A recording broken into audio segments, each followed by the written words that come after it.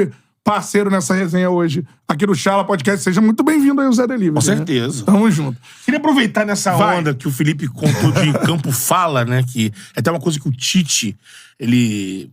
Na campanha pra Copa de 2018, o Tite usava muito isso, né? Quando perguntavam pra ele... E aí, fulano, ciclano, quem joga? Ele, o campo fala, né? O campo fala. O cara estiver jogando, vai jogar. No treino, vai bem, vai jogar. E tem um negócio... Você deve ter visto isso naquele time, a virada de 19 pra 20, no Carioca, foi isso. Teve um jogo com o Boa Vista. Me corrija aí. Do Everton Silva, né? Que até jogou no Flamengo. Ficou muito marcado. Ele conversando com um amigo, depois aquela coisa de vazamento, né? Mas ele conversando com um amigo, porque o amigo cobrou dele. Pô, você não marcou os caras? Jogou com o Flamengo. Ele, marcar? Como é que tá? Você não tem noção. É que nem se entrasse no ringue contra o John Jones, pô. Os caras tocam, falam, casa 1, casa 2, como muito. Assim, a gente só viu aquilo, vocês fazendo isso naquele momento. O que era isso? Isso chega de que forma? É aquela coisa que o Cristóvão falou aqui, tempestade perfeita. Assim, é isso, assim, fala um pouco pra gente... Que era o Flamengo do Jorge Jesus. Essa coisa dessa sinergia, essa movimentação no campo alucinada. Cara, foi muito legal essa história, porque esse áudio vazou, né? E aí ele falou, pô, os caras são bons, tal. Eles falavam dentro do campo, pula uma casa, eu não entendia nada. Só que a gente nunca falou pula uma casa.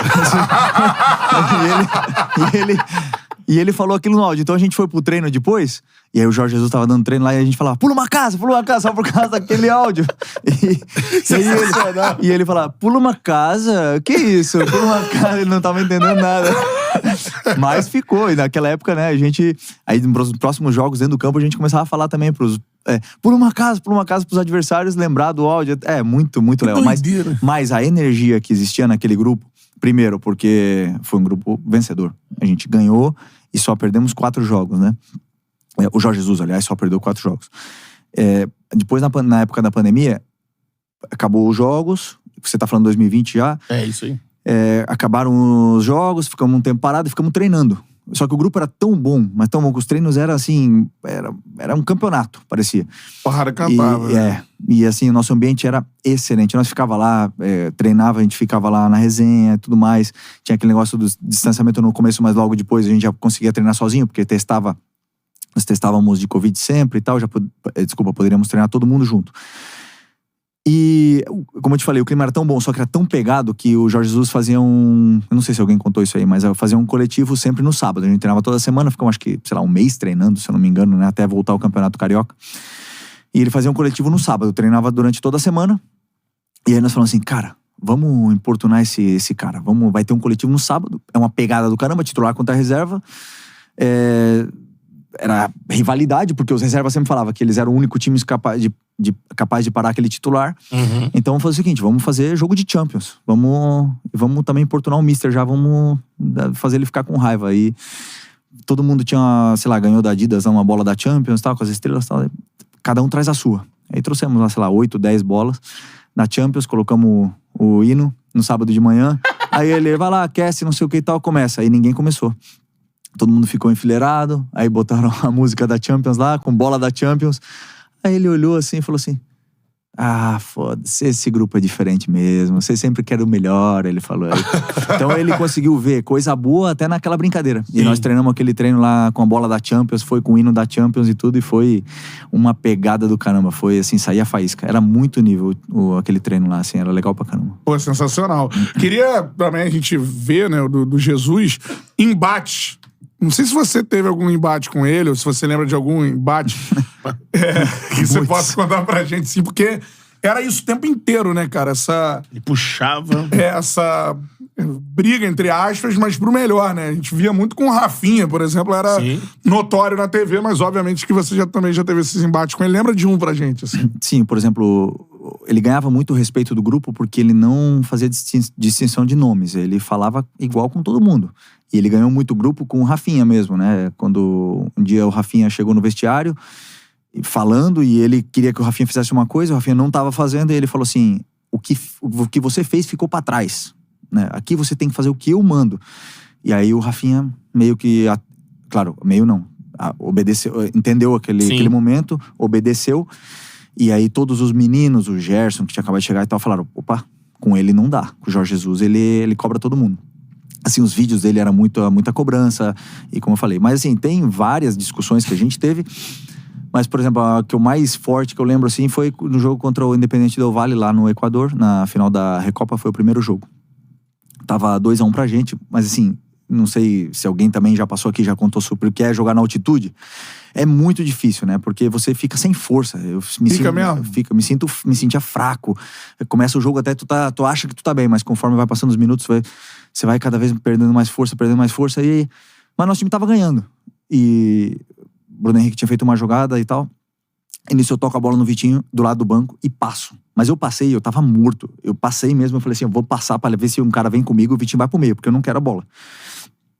Porque eu tava cansado. Aí, quando eu passo, ele fala assim, Felipe, estás a esconder-te do jogo. Aí eu olhei pra ele assim e falei, o quê? Estás a esconder-te do jogo? Aí eu? Você tá ficando louco? Aí ele, sim, estás a esconder-te do jogo. Tá ficando louco, rapaz, apoia, me elogia. E aí ele olhou assim, aí ele olhou pra trás assim, você tá se esconder-se do jogo. Olhou pro banco e falou isso, né? Aí eu falei, caraca, esse cara tá falando isso. Aí eu peguei a bola, dei um lateral e falei assim, mister, apoia, cara, só critica e tal. Aí ele desconversou um pouco e tal, aí depois brigou com o Vitinho, brigou com o Diego Ribas, aquele jogo, com o Gustavo Henrique, meu Deus do céu, foi assim um espetáculo.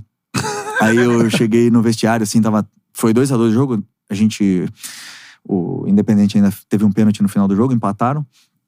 Aí tava assim, triste no vestiário, cansado demais. Aí ele sentou do meu lado, me abraçou e falou assim, eu falo, é pro teu bem. Tens que entender que é pro teu bem. Aí ele esquecia rápido, sabe? Das coisas, assim, mas era interessante, assim, tinha várias discussões com ele. Espetacular, assim. Você de dentro, cara, a gente fica aqui de orelhada, né? Primeiro, emendando duas em uma. Cara, você foi treinado pelo Simeone, enfim, grandes treinadores. O Tite na seleção, tudo mais.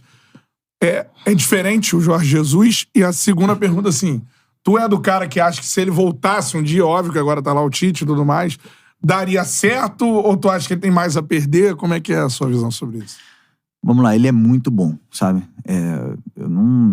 Eu acho que eu não queimaria a língua se eu falasse que ele é o melhor treinador da história do Flamengo, né?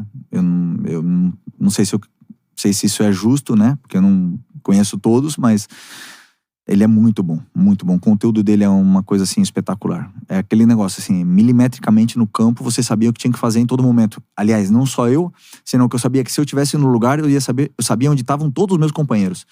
Era muito bem treinado e tudo mais. Mas tinha um time do caramba, né, com ele, né? Tinha jogadores, assim, trouxeram, o Flamengo foi lá, trouxe o Rafinha, trouxe o Gerson, o Arrascaeta veio... ele chegou e recuperou o Arrascaeta que não estava jogando. O Gabi, ele transformou o Bruno Henrique em atacante. E o Bruno Henrique é o cara que melhor ataca o espaço do Brasil. Faz um movimento em profundidade. O Rodrigo Caio e o Pablo. O Pablo pode ser que seja um mérito dele junto com o departamento de análise ou de scout do clube. O Arão já era consolidado. Então, assim... O Everton ele mexe Ribeiro, no Arão, né? Traz o Arão pra primeiro homem. Primeiro volante. O Arão era o filho dele. O Everton Ribeiro, que era o melhor jogador do Brasil, 2 anos já foi o melhor jogador do Brasil. Então, assim, o time era um time realmente muito qualificado. Além do Diego Alves, que, pô, todo mundo sabe da qualidade que ele tinha. Juntou tudo. O que você falou da sinergia antes, a tempestade perfeita, juntou. Eu não posso garantir, por exemplo, que ele vai voltar e vai dar tudo certo, porque depende muito das peças que ele tem na mão. Tanto é que ele chega nos lugares e ele pede contratações. Obviamente, como todo treinador que chega, pede as suas peças, mas ele teve o mérito de conseguir entender cada característica daquele grupo e fazer esse grupo ter uma conexão, uma química dentro e fora do campo de uma forma extraordinária. E depois ele tinha uma coisa excelente, assim, ele assumia toda a culpa do que desse errado, ele assumia. Então, assim, sem dúvida, do que é taticamente, assim, o melhor treinador que eu já tive na minha carreira. É o melhor treinador que você já teve na carreira, assim. Cara, espetacular isso. Voadora no peito do like. Eu quero 6 mil likes na live, beleza?